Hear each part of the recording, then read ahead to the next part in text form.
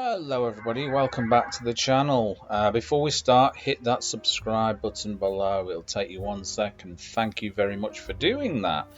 Right, so we're going to start off here. We're going to create some lists. So this is a long string.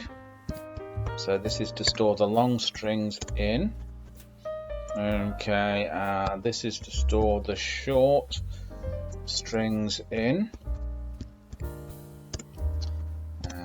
Okay, right, now what we're going to do straight away, oops, that's a little bit small. Let's just increase the font size there. So let me just increase that for you guys so you can see it a bit better. 22, let's have a look. Okay, can we do better than that? I don't know, let me have a look. I can see it. Okay, let's take it up to about 25.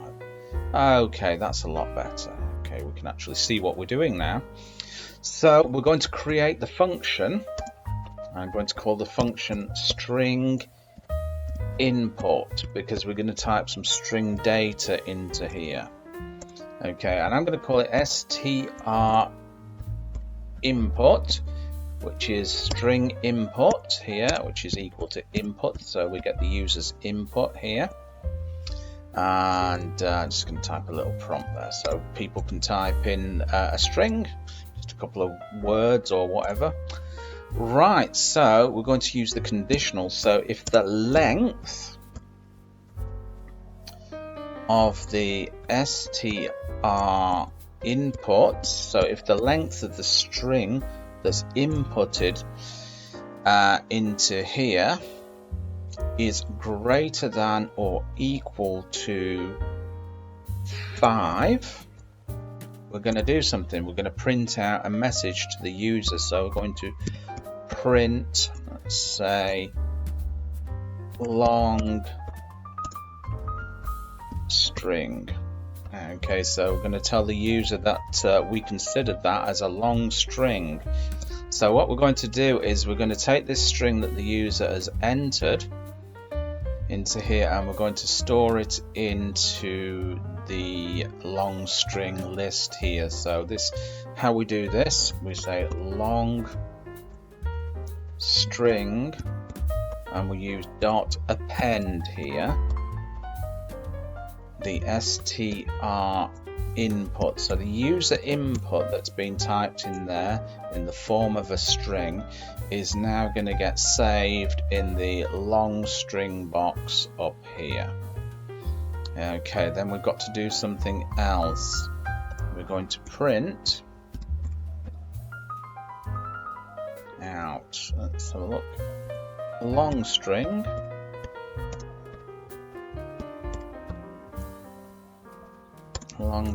there and the long string, so we can see that it actually was a long string.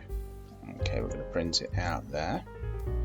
Okay, now we're going to come on to the else statement here. So else, what's the other condition?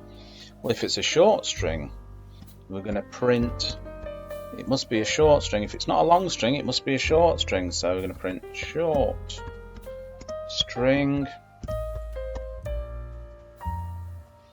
Okay, and we're going to append that short string to the short string list up here. So we're going to copy that into the short string list. So we do that by saying short string dot append and the str input that the user entered into the input box. Okay, so that's that, and now we're just going to print out short string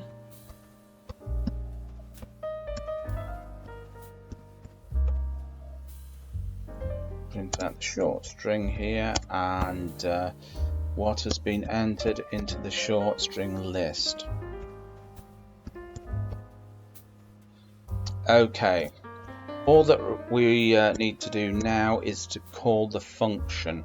And of course we're going to call the function like this by string input. So that's going to be string input. So this is how we're going to call the function. Okay, all we have to do now is save that. Okay, now let's just run it. Okay, we're going to type something into this prompt here. So what I'm going to do, I'm going to type in something that's going to be 5 letters. So I'm just going to type in something like mark. Okay, so it says short string, 1, 2, 3, 4, sorry, 4 letters there. So it's going to be a short string because it's not greater than or equal to 5. And there we go, you can look at that so you can see it's a short string. Okay, so what we're going to do now, we're going to type in a long string, and it can just be anything random like that.